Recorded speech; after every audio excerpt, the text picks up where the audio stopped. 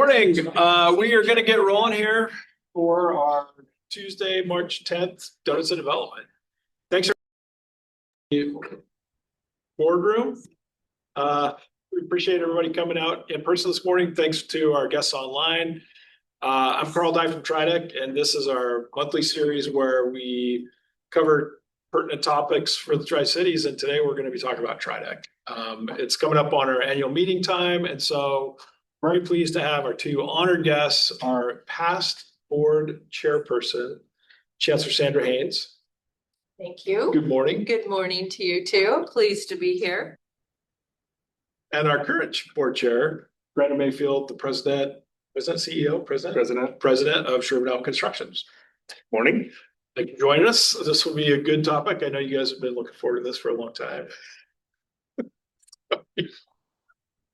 It will be a good discussion. We're going to talk about where we've been in the last year with TRIDEC, a little bit of our history, and then kind of where we're going. It will. Yes, it will. I'd like to start off with the thank you from our sponsor. That was kind of cool. P&L, Pacific Northwest National Lab, is the largest employer, not only in the Tri-Cities, but also in the 4th Congressional District, with over 5,000 employees locally and a little bit closer to 6 in all of their locations around. We all know P&L. I think we're all connected to them in many, many ways. They've been a huge supporter of TRIDEC for 60 years now. They just celebrated their 60th anniversary last year. And so P&L is a big part of who we are, what we do, big part of TRIDEC, and we really appreciate them sponsoring this annual meeting for all of us. It's also Women's History Month. Yes, and so I wanted to give, number one, a shout out to the 2026 Leader of Distinction, who was named by the WSU President's Commission on the Status of Women, our own Sandra Haynes. Thank you. I think it's totally appropriate. That it's well deserved, and we think so much of you. Well, thank you so much. And I'm not the only leader of distinction. There are many categories. I got it in the administrative category for WSU, and it truly is an honor. It's really cool, and it's completely deserved. But congratulations. Thank you. For Women's History Month, Tracy Zhao and our team, who does an amazing job, puts this whole thing together and really keeps TRIDEC together and going, has set up some amazing videos. If you haven't seen on our social media post the Women's History Month, Sandra's highlighted all of our other board members, all of other groups that we work with and our partners, the leadership, women in leadership, we highlight, and it's a really, really good series, including our whole TRIDEC team. You guys did a great job on the videos.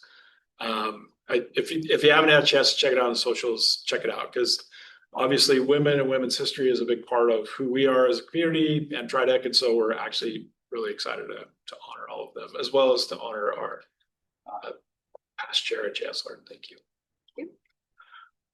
Speaking of our past chair and chancellor, I'm going to turn it over to Sandra for some remarks talking about your time as board chair. And I know we're kind of putting you on the spot, but you were a board chair for 4 years, and we really appreciate it. I think that we have a little bit different focus on how often we rotate our board chairs.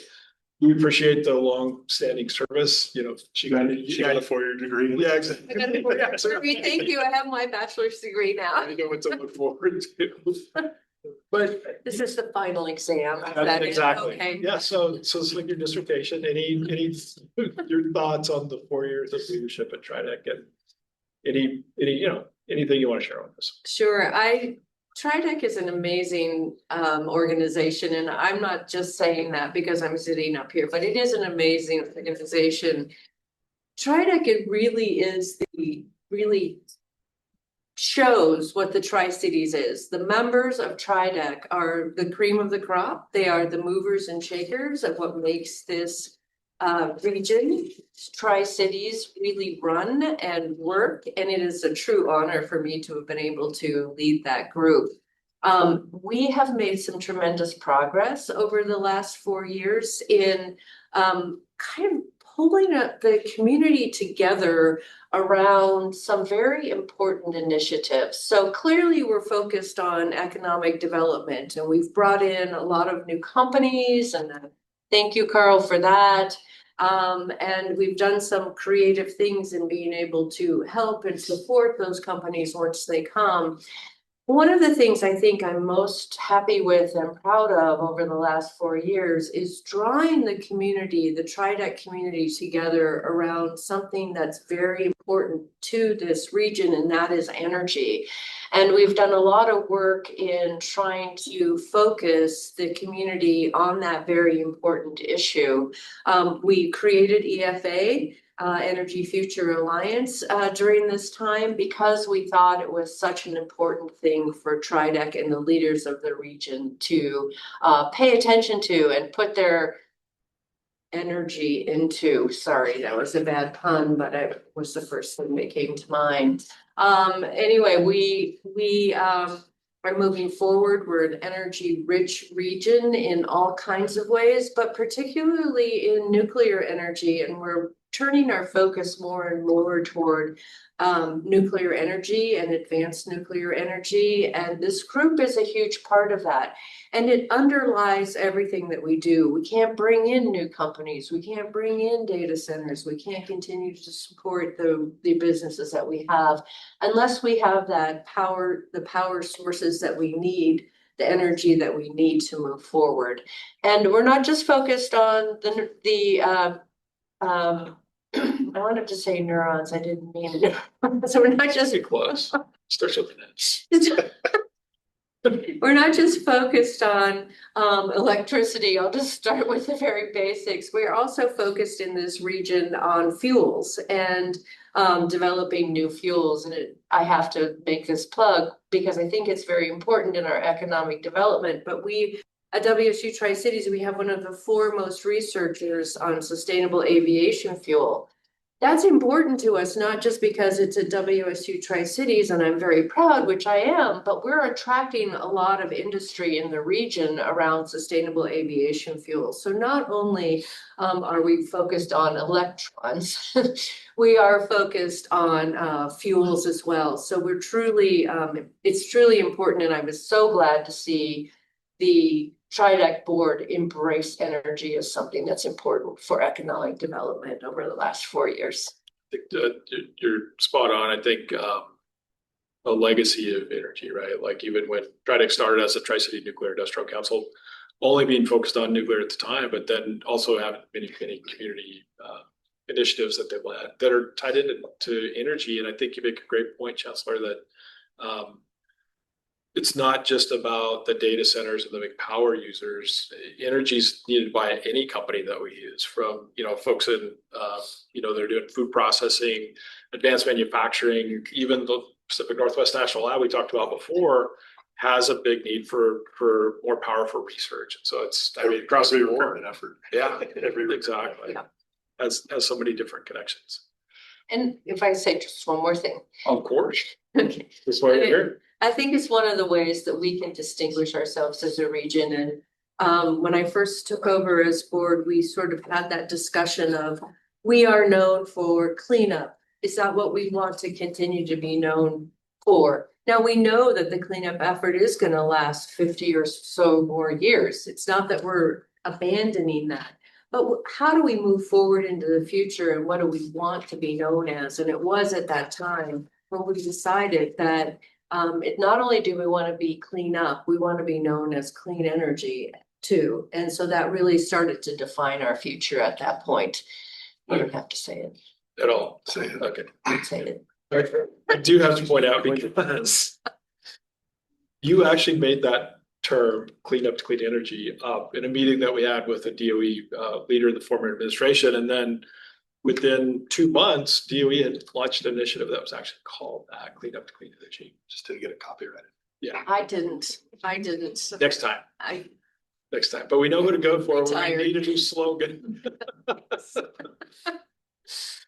Well, Sandra, thank you. And as we've been talking, you can see on the screen, we wanted to thank all of our outgoing board members, members that have either from the elected side moved on into their next career path or board members that have timed out, but we really appreciate all our past board members and then our incoming board members. Everybody can read, so we're not gonna read through them, but just wanted to acknowledge all of our, really excited about our new board members and appreciate the service of our past board members.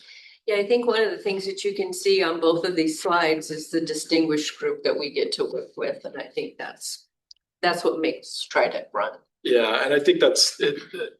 I mean, that's been my experience, is that it's a board of leaders. And so, you know, we're fortunate to be able to let the people give us their time to serve on the TRIDEC board. But I think it's something that we also respect. We want to make sure that we honor that time. We have meetings, Brandon, right there, 1 hour long. Right. Every 1 hour. Now the brand is taken over. Just stick to that. He's probably on time too. Okay, sorry, that was an insult. It's a traffic in between here. Just, you know, we're out in town. Thank you. We'll move on to our current chair, Brandon. And I know, Brandon, before serving as the chair, you ran our membership committee for years and years and years. Again, that, you know, more than 1 year. Your service. Years and years and years. And no volunteers to take that over. It's weird. Everybody loves membership. I realize asking for money, right? Yeah. I know, because we've had many of those conversations and you've got a pretty clear message. And I think, you know, one of the things I appreciate about Brandon is second generation TRIDEC board member, right? So Brandon's dad served on TRIDEC's board.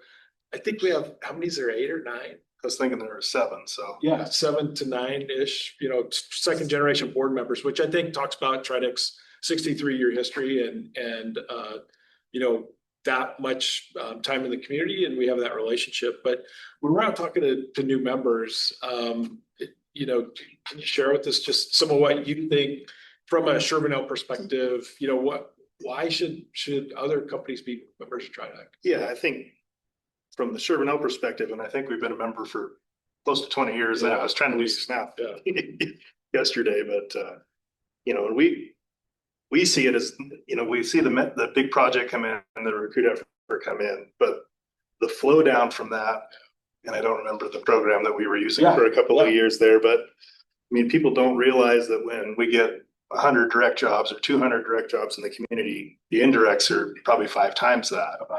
And so when we start looking at it from a construction standpoint, you know, somebody builds a you know, distribution center here, it leads to schools, medical clinics, lawyer's office. So and that's kind of where, when I first got involved with membership, and from Chervenell's perspective, we chose to increase our investment pretty drastically because we see it as certain industries are benefiting. Every industry in the Tri-Cities benefits from TRIDEC, but certain industries are benefiting more. So, and we've had projects that we did that were direct, like when Cascade Gas came to town, we built the new office, and we've had a lot of them that are indirect that I'm sure from the effort. So that's a really good point. I think it kind of, that's the other thing that we like to talk about is like how does our economy work, right? Like how does it work together? And the multiplier effect that you're talking about is, excuse me, it all comes down to how many of those direct jobs are and how much people get paid, because it is where do those people that have that direct job in kind of that base manufacturing or those base industries, where do they spend their money? And those other businesses are the ones that can benefit from the way that it works. Let's see, we want to basically bring to the next slide. We could talk about some of our new member investors that we've got. I know we've got folks here from Bank CDA here today. Yep. Some of our other ones that we've got, the Washington State Potato Foundation, Kelly Balcom's on our board now, and so that was a great one. Total Energy Management, I know, Brandon, you know those guys really well. PMI as well. A couple other ones. ESD 123 was a great get there in the education sector, but we work on some of the workforce with them. Fisher Construction Group, Patrick's really appreciate you coming out every month for donuts and development. We did have an investment from the Colville tribe. We appreciate our tribal partners that we're working with more and more. We've had the Umatillas, Federated Tribes of Umatilla Indian Reservation for years and years for that. OSC Technical Solutions is a company that's been here for a long time related to Hanford Contracting that's going into other areas. We really appreciate their investment. Should we go on to the next slide? We're going through this as we talk about the legacy investors are really The large companies that actually, all of these contract with the federal government in one way, shape, or form. P&L, obviously, owned by Patel, that's a nonprofit, MIS, Bechtel, CPCco, H2C, but also Benton County. Benton County has their .09 funds, we call them, which are counties get to retain for economic development, part of their sales tax money. So they invested in TRIDEC. We appreciate that legacy investment. I'm going to reel through these so you guys just jump in if you have any comments to make or anything else. Just keep At on the going. visionary investors, these are more of our public partners, Port of Benton, Port of Pasco, Port of Kennewick, great port partners that we have, City of Richland and City of Pasco at this level. For the visionary investors, trailblazers, we have City of Kennewick, Cascade Natural Gas, you talked about, who moved their headquarters here. You guys built the building for them. I mean, 2009, I think. so it's 16, 17 years, yeah. It's been a really, really good company to work with. Our two PUDs, Apollo Mechanical, Dairy Gold, Energy Northwest, City of Kennewick, great sponsors for us. And again, we're going back through some of these again, but there's our friends at Chervenell, which we appreciate that increase in investment. Lamson International, again, Kate Lamson, second generation, actually third generation, yeah, with Bill and Neil before. They're Christensen, that does fuels distribution. Standard Nuclear, which is a joint venture with Framatome on some of their new operations, and I'm just kind of reeling them off. Fisher Construction, we talked about before, West Richland, Framatome, and GISA. Really appreciate GISA at that level. Ben Franklin Transit. Let's go on to the next one. What's interesting too is I'm sorry, if we go back. Yeah, Go back to one is that we've got a lot of credit unions represented there, and that's a huge piece of our economy. And I'm a huge credit union person. I just wanted to give a shout out to all of them because they are amazing pieces of our economy. So STCU and APO as well. Yeah, definitely. No, we really appreciate that investment, and I think that there is a correlation again. I think from the banking community, credit unions especially, there's a correlation between the companies that we bring in and then adding to employees. These are potential new customers that they have. Sometimes they build new bank buildings, stuff like that to do. Yeah. Several. Yeah. No, it's a really good point. Okay, let's go on to the next one. Yeah, I think especially, and you talked about all the banks and credit unions. So Eric Pearson, who is our past chair, that I think he's probably out of town or something, or he would have been up here with us too. Also, I think Eric served 3 years before you served before, which we appreciate. But Eric put together a list for all of our. This isn't a theme. 2, 3, 4. Just get ready. Get ready. So 3, 4, 5. There you go. Although Eric had COVID, so yeah, it's true. That's stretch. But Eric put together last year, a year before, for all of our financial institutions, credit unions, and banks, kind of put together a suggested level. And I think Eric, as we do the membership stuff, Eric's always brought this up, is that, an investment in TRIDEC, you aren't going to see a direct increase in your business like right away. I think in other organizations, other business organizations, there's an intended or an implied, business to business connection that if you do this and you do this program, you go to that meeting, you're going to meet somebody and you're going to do some business right away. Investment in economic development in general, and TRIDEC's that long-term investment. And Eric always says that, companies in our community are going to benefit from our work in the longer term, no matter if they give us money or not. So it's kind of it's a tough value equation, right? When we ask people for money, it's like, well, you're going to get the benefit whether you're giving us any money or not. And so he always says it's the right thing to do, which I think is pretty benevolent. It's a tougher sell, but I think it's part of where we're coming from. It's just a message we want to keep on repeating so that people understand it. Like that's kind of the way we work. But we do have efforts, I would say, some of which you're going to touch on later in the slides, that are extremely member driven. The shrub step thing that we brought up that we'll talk about later. That's something that came out of nowhere. Yeah, completely driven by a handful of members that it was an issue for and apparently to advocate on behalf. So it's the right thing to do, and it's also good for companies to have a voice in the direction that we're going, which is what TRIDEC really provides. Yeah. So I agree. Yeah, that's a good point. Let's go on to the next one. A legacy of progress. There I am wearing a tie. That's progress. That's right. You wearing a tie. Yes. This is where I make some comments regarding my last 5 years. I'm here 6 years now, which is really flown by. I mean, a couple of those were COVID years. But I think the thing that I feel excited to come to work every day, and I really do, I'm not just making it up, is the opportunity that we have here. Like I've lived in a lot of different places. My dad was in the timber industry. We moved around a lot, and I've lived in, I think, 5 states or something since college.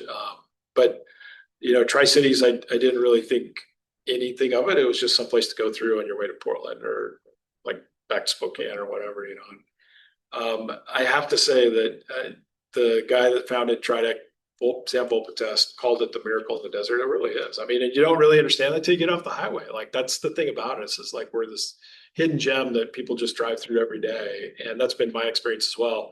Not just from a community aspect and, the people that are on the TRIDEC board that invest in TRIDEC and give me a chance to do this job along with our team. It's incredible. But we have so much opportunity. Like I've done economic development in 3 communities now, and nobody else has that I see what Tri-Cities has, from the people, the workforce, really this legacy of knowing how to get things done and how to make stuff. I think there's so many communities in our state throughout the country that have moved away from manufacturing, moved away from an industrial base, and we're a community that embraces those opportunities. So, you're not going to build the plants that we'll build here on the west side. The NIMBYism, the not my backyard, I don't want to look at that. I'll use the technology from it, whether it's AI data centers or manufacturing or anything else, we've got that here. And I think that's what is probably the thing that I appreciate the most, that excites me the most about being here, is that we can do things and we can figure out how to do things. And I think that's really what I try to explain is that innovative leadership. We talk about it, but we give some of these examples, and I think that's kind of really where we're coming from. So Brandon was on the committee that hired me. I tell him thanks every year.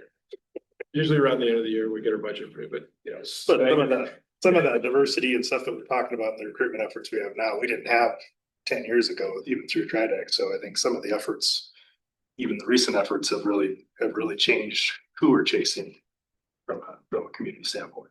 Yeah, I think so. And I think that we talk about economic development being the long game. And so I'm lucky to be here for 6 years, but we'll talk about our team, how long longevity we have in some of our team members, which we appreciate, but it's the people that came before us. It's the people that came before me and before us that were here, working on this stuff for a long time. It built that base up. And so then when we get the right person that we have a chance to work with, it makes it a lot easier for it. It is that longer term game, but I'm with you.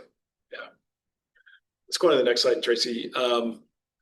This is something to Brandon's point that you brought up before. This was actually, our friends are here, Tiffany and Chad from Journal of Business Today. Good to see you guys. This is right out of your most recent edition. So they gave in both Benton and Franklin counties the companies that have the highest assessed value for property taxes. And I just wanted to point out here how TRIDEC works is on both lists. 5 of the top 10 are companies that we've directly worked with our partners. We didn't do it by ourselves. Mike's here from City of Richland, Port Pasco, all of our cities, City of Pasco, City of Kennewick, City of West Richland, and all of our ports, Port of Benton, Port of Kennewick as well. We talked about Port Pasco. Our partners that we worked with on these projects are the biggest property tax payers in both of our counties. And so you talk about this economic base theory that we go after. We bring in the big companies that employ the most direct people, have the most indirect labor, but then also pay the most on property taxes. So it's another thing to think about is, a Darigold that's assessed at $612 million, they're the biggest property taxpayer in Franklin County. And so when you bring in a company like that, it adds to the base. The budget from taxes can't go up as much. And so a big industrial employer like that actually lowers everybody's residential property tax a little bit. It's incremental, but it helps to spread those taxes out. And it uses, some of the city services. So it's just kind of a back and forth. I mean, I know it's kind of getting into a little bit more details, but I think it's one of the things that's a benefit from economic development that we can show that we've had this track record working on. So it's just the way that it works. And I think it was a good fact. And I appreciate you guys running that list for that, because I think it really highlights this point that we always try to make and bring up. And again, not to have direct attribution like, oh, look at us and pound our chest, but just to describe how we work with our partners and what the benefit for the community is. Next slide, please. So as we talk about TRIDEC and economic development, we just want to run through this. This is kind of how we work. So business recruitment, those projects that influence the property tax base were examples of business recruitment. That's kind of what we're known for, but we can go on to the next one where we talk about business retention and expansion. In the last 6 years since I've been here, we've worked on 2 big projects that really are almost, as far as an economic impact, like a recruiting job, but it's just retention and expansion. So ATI Metals, that's been in Richland for a long, long time. They do titanium melting. They doubled their plant size and doubled their workforce. And so we worked with them on some state programs, made sure that the city of Richland had implemented their manufacturing property tax exemption. So ATI was the first one that was granted. That helped us compete against another one of their plants in North Carolina. So they decided to stay here. Framatome's the other one, the joint venture we talked about with Standard Nuclear. They were considering Virginia versus Washington. And so with the city of Richland putting that tax program together, it worked out. Those are, examples of companies that are here. We want to be involved if a company can expand, if we can help, whatever that may be. We don't have like a playlist, we kind of do, but if there's other things we could do to help, we're always open to that, to be able to help existing companies expand. It's a lot easier to get somebody to expand than it is to recruit somebody in. If they're already here, we got a lot better chance of helping them grow. Next one is federal and state advocacy. I think TRIDEC was formed in 1963 to do federal advocacy, which we still do. In 63, about 80% of our economy was driven by Hanford plutonium production at the time. And so a yearly change in appropriation on the federal side would have huge swings on our economy, employment and everything else. And so 3 guys I talked about, Sam Volpetest that owned a bar, and the 2 guys that owned the Herald at the time said, we know our congressional delegation really, really well. We should start to lobby and advocate on behalf of the Tri-Cities economy. And so they started doing that. We still do that today. David Replog's actually in Phoenix today at the Waste Management. Advocating? He's advocating, and it's all kind of related. Half of the Tri-Cities might be there. I got a call last night from Kate that said, oh, is anybody in the Tri-Cities? Because I think they're all here. It's a huge part of the economy. It is, and obviously Hanford being the biggest cleanup site that's out there. Also the greatest opportunity for clean energy. Absolutely. Double down there. Thank you. But also state advocacy. We joined with our other business organizations. So the 5 chambers of commerce locally and Visit Tri-Cities and TRIDEC have the Tri-Cities Legislative Council. Last 3 years, it's been led by our own Sean O'Brien from Energy Forward Alliance. And we've come up with priorities that we focus on making sure that get worked through the state process. I think that state advocacy, we'll talk about it more in the Shrub Step. Also, having those relationships and who to talk to when something comes up is kind of the same thing. But again, as a community-based organization, that's what's really important to us, is that if it takes a federal process, if it takes a state process, if it takes a local government process, we want to be that interface in between private industry and the public sector to make sure that we keep the community moving forward. Next one, Tracy, is community development. And I think somebody a long time ago asked me, they were actually from our competitors in Idaho Falls, where Idaho National Lab is. They were like, how do you differentiate it between community development and economic development? And I always thought simply, because I'm kind of simple, is you can't have economic development unless you have community development. Like if you don't have a community that people want to live in and work in, then you don't have a chance to retain them or get more people to come here to do that. So I always think that they're tied in together because you can't do one without the other. I think they're just part of the same thing. And so we've given a couple of examples of what we all work on for that. And then the last one, Tracy, is small business and entrepreneurs. And so, small businesses, every business starts as a small business. Nobody starts as a corporate conglomeration or a large business. So to be able to help with that, we've worked with Fuse for a long time. Fuse is an accelerator program in Richland that's had some good successes in the past. They've got some new direction there. We're excited about that with an old friend, Gary Spanner, coming back to Fuse. Look forward to working with those guys. I think you worked originally on remodeling the building, right? So We've known Fuses a long time. We're always up for others. We also work with Small Business Development Center, which we have one counselor here in our TRIDEC office. There's another coach, Maria Pena, that's in the Hispanic Chamber. We work closely with them as well, and SCORE, which is volunteer retirement based business advocacy and business coaching counseling group that we work with as well. So we try to be in all those areas. Let's move on to the next slide, the most important slide here that we're going to talk about. Since this is our annual meeting, it's not about me, it's not about us at the board level, but it's really about our staff. We've got an amazing team, and I think the thing that I'll speak the most about, I can probably, it's me talking about our staff is, we'll go back to the questions. I just kind of skipped ahead here. Okay. Is the longevity that they've had. I think it means that I guess that they like working here. I'm looking at Laura now.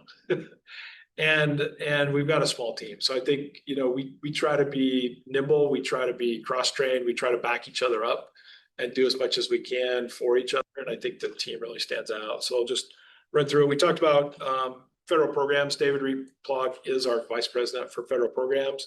He's been here 8 years. Laura Ward, that I talked about before, is our director of finance. Laura has 32 years in 2025. I was thinking it was 30, but 32, which is amazing. And we really appreciate Laura. Laura's our director of finance because we have so many different ways that we're funded. Laura has this historical knowledge. Laura was part of our financial team that over 20 plus years administered about $25 million through a federal grant, like a community block grant that we got from Department of Energy going back to the 90s. She's got that institutional knowledge that I couldn't do anything that I do without Laura, and we really appreciate that. Tracy, like I said, Tracy puts all of this together. She does all of our communications. She's our director of business community relations. Tracy's been here 18 years last year, and Tracy, you script us, you do everything for us. Everything that you do communications wise, plus kind of holding us together is Tracy. So we really, really appreciate that. Tiffany Burke. Tiffany's our operations manager who celebrates 7 years in time, but almost eight. Coming up on your anniversary. That's right. Tiffany's amazing too. I mean, talk about like cross-training. Tiffany and I work together on a lot of stuff, including all of our economic development stuff. Tiffany just picked on the role to put out our request for proposals, just pushing the information out to our partners, working with them to put together packages, and working with Tracy on a lot of our communications program, does an amazing job. Talked about Sean O'Brien. Sean celebrated 2-year anniversary in November of 2025. He's our executive director of Energy Forward Alliance that Sandra talked about. And Sean has extensive DC worked for Congressman Newhouse for a number of years, then led the Western Caucus. We're really, really excited for Sean to continue to be part of our team. It's again, I think the thing that's cool about us is we all kind of work together. We're cross-trained in a lot of so many different ways. And we also wanted to acknowledge our intern from HNIU, which is in the Fukushima region of Japan, Remy Kamada. Remy, thank you for being our intern this year. We really appreciated getting to know you and coming over and spending some time with the TRIDEC team. But we got Mark Triplett, retired from P&L, that's been that liaison with Fukushima, with the cleanup efforts that have gone there, but really as a community, we've really appreciated that good relationship that Mark's been a really key part of. And Remy, just so great getting to know you. Remy's going to go home, I think, after the weekend. So it's been great to have that international connection with Fukushima as well. We appreciate it. Can I say one thing before you leave? Of course. You don't want me to talk anymore? Oh, I do. I do. But as past chair, I really want to thank and emphasize everything you've said about the staff, because the staff here is incredible. And Brandon, you already know this, but you're going to find that it's really easy, not because of Carl, but because of this staff. They make things so easy. They make things look so easy, and they are incredibly helpful. The other piece about that is that well, we're talking about them as staff as if they're behind the scenes. Every one of these members is in the community and helping out. Yeah. And I think that's really important. It's not that they're just the behind the scenes person that are making things run and making us look good, which they do an incredible job with. It is that they are actually out there in the community helping with economic development as well. So I can't speak highly enough of the staff. That's really well said. I think that's the best thing about a team is that it doesn't have to be this person or that person. I mean, we backfill and interconnect. And so any of our team members, to your point, and also involved in a lot of other community organizations beyond just trying to agree. Thank you. The questions that I skipped over because I think you're throwing examples of each too. Yeah, that's exactly it. I just skipped over all that stuff. We can come back to it. The staff can only try so hard. I know Yeah, Carl that's has a right. hard time following instructions. That's that reading. Got that Idaho background, I think I read. So we talked about community development. On community development, Brandon, you talked about it a little bit more, but something that we got involved in last year was this issue that came up with shrub step habitat. And what is just kind of run us through that, like what you guys encountered Working on which projects? and then it was just kind of Yeah, it was really out of left field because it actually came from Eric and the HAPO team when we Yeah. started the HAPO project on Clearwater. Yep. But essentially Fish and Wildlife had changed the way they designated the ground. Yeah. And as such, it made probably, we had 10 or 11 examples of properties within the Tri-Cities, within the urban growth boundary that were either unbuildable or it was going to be extremely expensive to remediate and build. We were able within a few weeks to put together. Representative Connors and was integral too of really getting that whole group together. But I think we had board people from Fish and Wildlife and Department of Commerce and everybody in the room within a little bit. And there's legislation we're trying to push that's not now as a result of that, but that all happened very quickly. And it wasn't, again, one of those things, one of those examples of us pivoting to something new because that wasn't on the plan for 2025.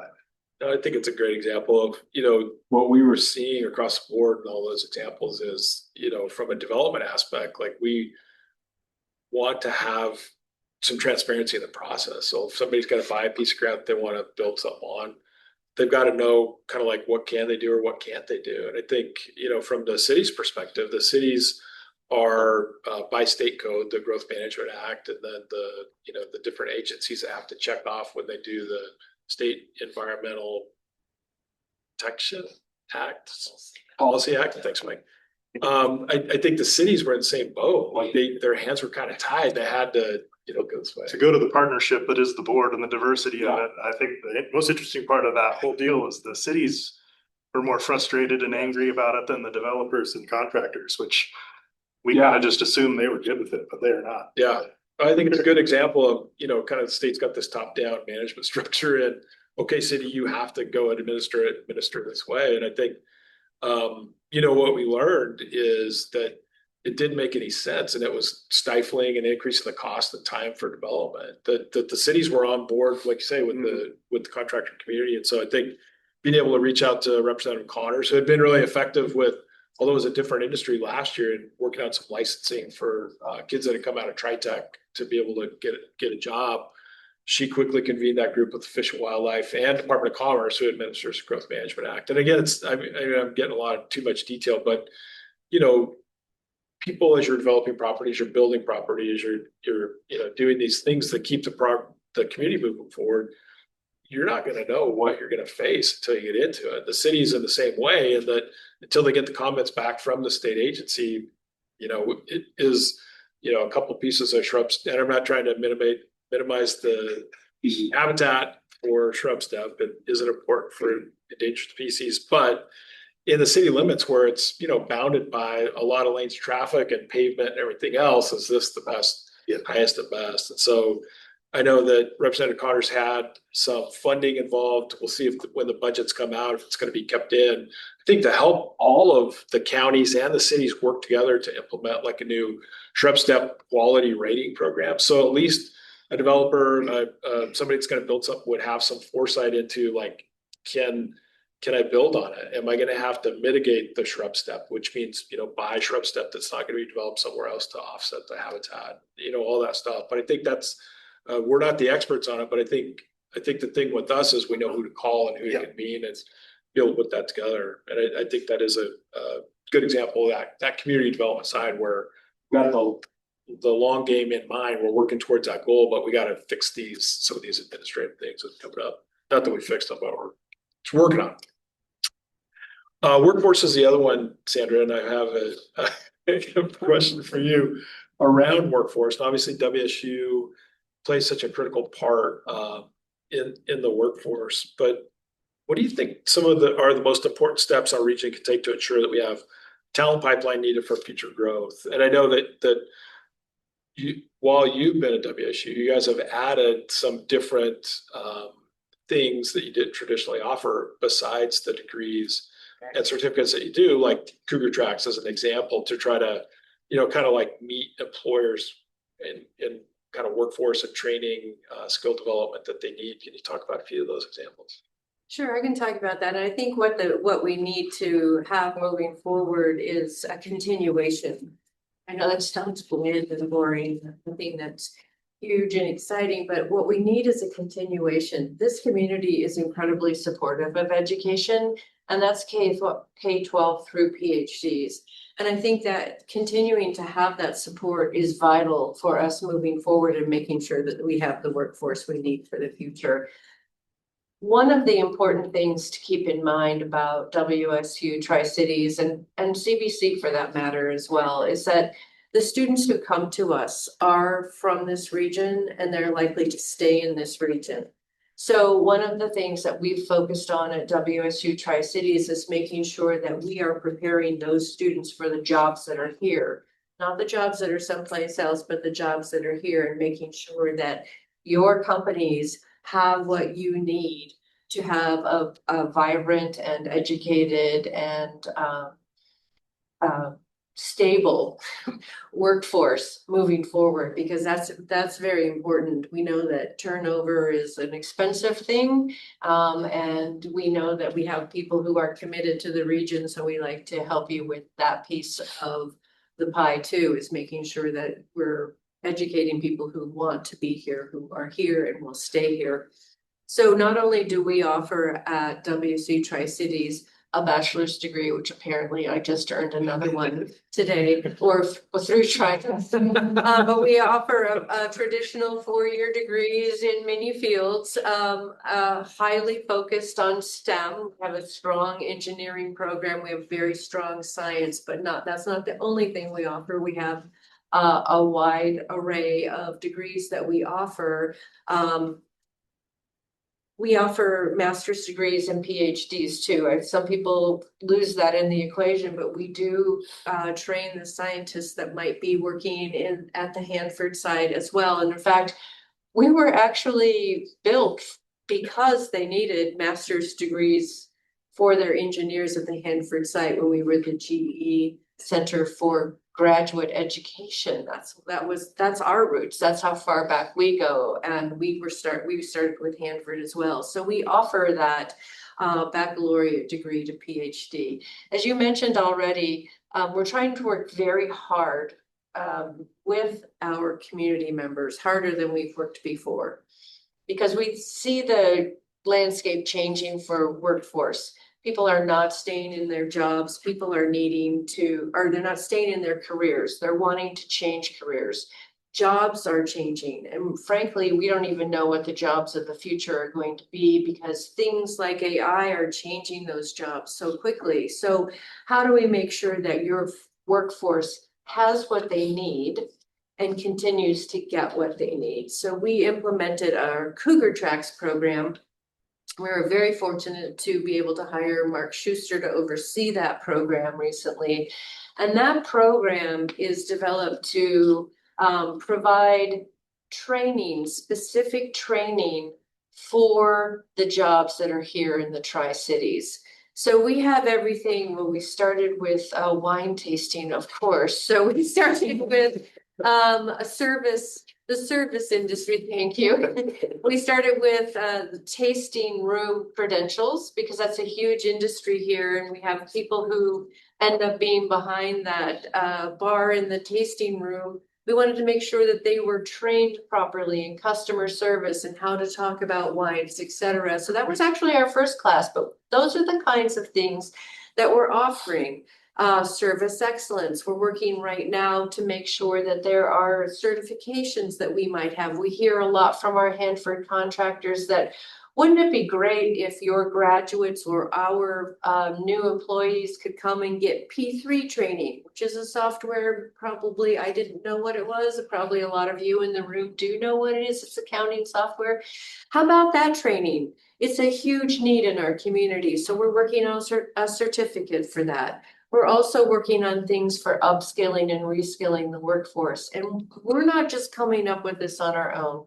We're asking industry, what do you need? What are your needs and how can we help you best? And how can we work together to develop curriculum that will meet your needs now and into the future? So it doesn't have to be a bachelor's degree. It could lead to a bachelor's degree. We could do stackable credentials, what we call it. So you earn this piece of a course now, and you can come back later, earn another piece of the course, those kinds of things. But it doesn't have to be a bachelor's degree. It can be industry specific skills that are needed that we can help train your workforce. That's awesome. I actually think that's kind of the future of education. Not completely. I do not think that the traditional degrees are going to go away, but I think that as we continue to see rapid change in our economy, we're going to see more and more need for alternative forms of education. I think that's great. I think, you talked about the history of WSU here, and I know there's a certificate on my wall when the legislature approved delivery 4-year degrees in Tri-Cities at WSU Tri-Cities. So I know TRIDEC was involved in that. I'm looking at Branford yet. Who's joined us, one of our past chairs, but it's good to see you. And so that's always been a huge part of TRIDEC, what we wanted to accomplish, always having that great partnership. But then as you move forward into that next phase, it's so great to hear the approach that you guys are taking. I know that you're on the president's board commission, I don't even know what it's called, that's working on the future of education, right? I mean, especially WSU is a land grant institution for the state of Washington, long legacy of providing that traditional education, but then it's so cool to see how you guys are able to pivot, not pivot, but just evolve into what you're talking about, which I think is what's really needed in today's world. Absolutely. Yeah. Brandon, I'm just going to make a question up now. Okay. Yeah. As the new board chair, do you got anything that and I should already know this question, so maybe I do, but that you want us to focus on, or that you'd like to, try to get? First goal is not to screw up what Sandra was doing. Okay, That's step one. right?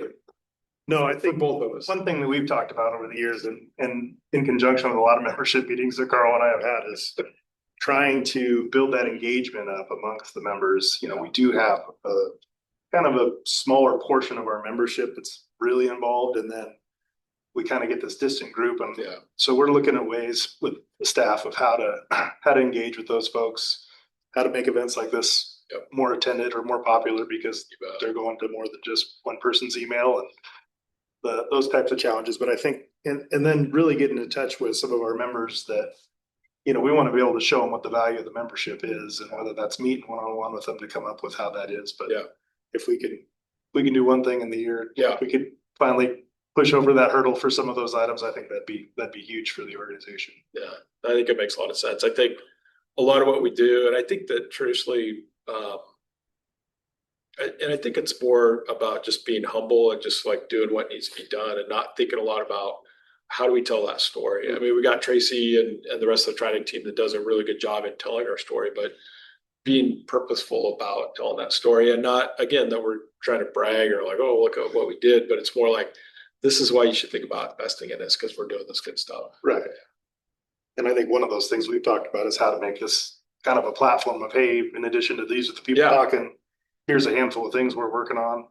projects that are in active recruitment, because I think we get a lot of that information at a board level that I think gets watered down before it gets membership. No, that's exactly right. I think to that point, I'll just hit a couple of things that we're working on, and then we'll open it up for some questions. I think we've got about 10 minutes left. We've always focused on advanced manufacturing, agribusiness and ag technology. We're starting to work with some local actually startup companies that are doing ag tech, and some of that's around production of like non-chemical biological ways to control pests and disease, and potentially even fertilizer. We worked with Agro for a long time that's doing sustainable fertilizer. Fertilizer is interesting, I think, for our ag community in that fertilizer prices are based on like oil prices and natural gas prices. And so just like we've all seen gas prices go up at the pump, in the last week, fertilizer prices have gone up 30%. And so for our farmers, they're impacted by both fuel prices and fertilizer prices. They can't control what the variability is in all of our commodities, from potatoes to wine grapes to everything else, the price is really low. So being able to have a U.S. supply chain of fertilizer with Agro as an example is going to be huge.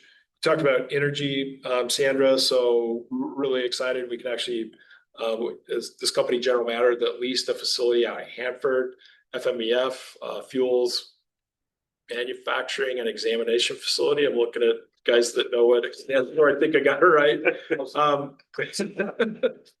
Thanks, Mark. Something that Department of Energy's worked on for a long time, TRIDEC's worked on for a long time to get that lease and get this company, General Matter, in there. They have a $900 million contract with Department of Energy to make high assay, low enriched uranium for this fuels that you're talking about, Sandra, besides sustainable aviation fuel, also nuclear. Really excited to have General Matter here. We're over the moon to partner with these guys. They're really, really good company. And use a giant facility that's been empty for 40 years almost out on the Hanford site. You talked about sustainable aviation fuel. Sandra and the team have made some great connections with us, so we're excited to work with these companies on finding great locations for them. Ryman Industrial Center, where Dairygold is with Port Pasco, they've just got another option purchase agreement on another 300 acres, and so they're able to bring more companies there. So the BNSF, Burlington Northern Santa Fe rail access that they have there is really, really good. City of Richland also has, the track that they've got North Richland that are great opportunities for some of these bigger manufacturers that need rail access for that. And then I've already forgotten the name of it, but yesterday, Department of Energy announced that they're going to change the name of the Environmental Management Division to the Nuclear Revitalization. Sean, can you help me out? I don't know. Yeah. I heard it too. I heard it too. I think. Yeah. So that's, yeah, David. Exactly the way management conference. I think the key thing there is just from a department perspective to say like, yeah, cleanup's still really important, but we're also going to look at revitalizing these places. So the FMEF lease is a great example of that. There's more land out at Hanford that could be Hanford that could be leased as well that we're excited about. And I think Brandon, you and I talked about it a lot, is that when we're out talking to new members, people say like, oh, I thought all TRIDEC did was Hanford. And I know traditionally that's been a huge part of what we did, but I think we're always looking for those ways that we can bring a company in that's maybe related to Hanford or one of these new missions that could be properties related on Hanford. But how do we, make sure that the whole community is involved in those job creations, or even, sometimes the dollars that flow out of Hanford, like our incentive fund that we've used to incentivize companies like Dairygold, others that are throughout the community. So, I mean, that's kind of in general the way we're talking about. That's kind of maybe a peek into some of those projects you're talking about. Yeah, and I think part of we always do answer that question that we've, as the Tri-Cities economy is diversified, so is our board, so is our membership. And I think it's reflected in that group. Absolutely. Totally. All right. Does anybody have any questions? Yeah, Chad. So in West Richland, we're just finishing up our EIS on the Lewis and Clark Ranch, which is 9 square miles, just under 8,000 acres. Hopefully passing that through planning commission and then on to council soon. what advice would you give a city? I guess, you know, you talked about the dairy golds and, Yeah. I mean, we're planning on having some large industrial areas, once that passes. I mean, what advice would you give a city to draw those dairy golds or those industrial projects or commercial projects out, you know, in our area? You know, I think Dairygold's a great example. I think on a project that size, infrastructure is always a really, really critical factor. I mean, yeah, there's the incentives, there's the tax structure, there's the land, which West Richland has, but I think the infrastructure is really the critical one. And, you know, Pasco didn't have the infrastructure built out there yet. The port got some direct state funding. The city got some state funding. They went after grants. They put the package together. But what Dairygold told us on that project, because the city of Pasco had made an investment over 20 years ago in building the water reuse facility, which is an industrial user facility that they built that's not funded through city dollars. It's funded by industry, because to get a wastewater permit for food processing, you kind of need to join forces. There's an economy of scale. And the city of Pasco led that with, you know, large food processors and had been doing it for 20 years. So, you know, Dairygold looked at that, because at the finals we were up against, I think, Fruitland, Idaho, or somewhere in Western Idaho. And they hadn't had that experience or that track record in pulling that team together, if you will, to put that infrastructure in place.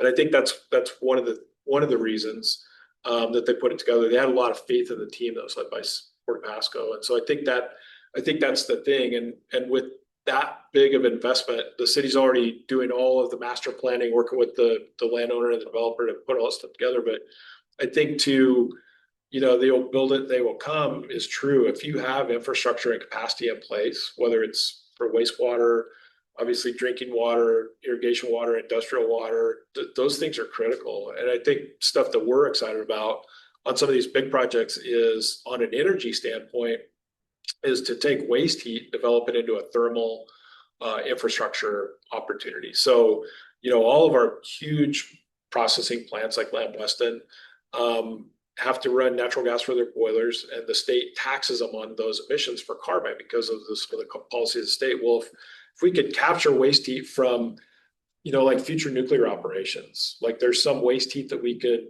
you know, use to put it into things that we need steam and heat for. So I think even in the future, developing like thermal infrastructure, so we can really appeal to those companies, not just to meet the state regulatory policy, but also to give them an advantage on the cost of making that heat. I think those are huge that we've learned on Dairygold and a couple other big projects like that. And it takes that long-term vision. You got to make the investment up front. It literally is, I think, a build it, they will come.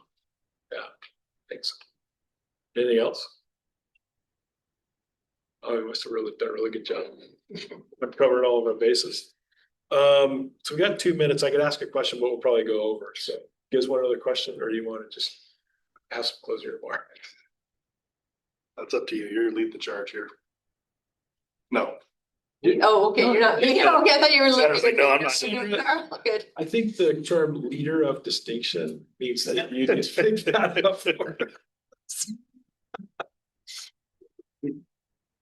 Close your remarks. Boy, closing remarks. Okay. So I'll end with this, because I think it speaks to what TRIDEC does, and I think it speaks to our community and speaks to how special this community is. I think you said diamond in the desert. What? Miracle in the desert. Okay, miracle diamond. You know, the same thing. At any rate, you all know that at WSU we have a new president, and she's been making the rounds to all the campuses, and she's been meeting with the communities. She had a great meeting here at TRIDEC, and after that meeting, her comment was, "This community has its act together." I just think that that is a great statement about what TRIDEC does and who we are as a community. We can rally, we come together, we build it. We don't let things stand in our way. We roll up our sleeves and we move forward. And for someone to come in who wasn't familiar with the Tri-Cities and to have that impression after she walked away from the meeting with TRIDEC, I think says it all. It's awesome. Well, you also have kind of scripted as you told me what to say, so.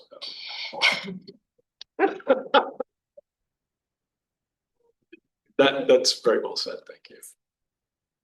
Mr. Chairman, closing remarks. That was really good. Yeah. No, I think just seriously inviting anybody that is a member or wants to be a member or somebody that you think would be a fit.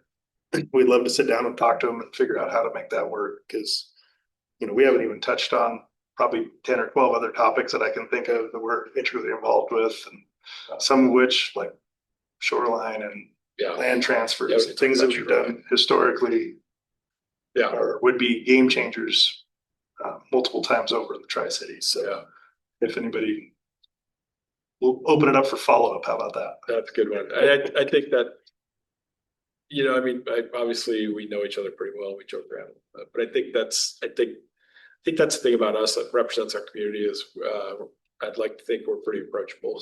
We're just regular people. There's you know, we've got a good organization. I think it represents our community really well. So Absolutely. thanks everybody for joining us today. Thanks everybody for online. Thank you, Brandon and Sandra, especially for having fun and having this conversation with us. We'll be back on the second Tuesday of next month. And we want to thank P&L again for the sponsorship. Again, Battelle and Pacific Northwest National Labs, a huge part of our community. We couldn't do what we do without P&L and Battelle. So thanks everybody. Have a good day.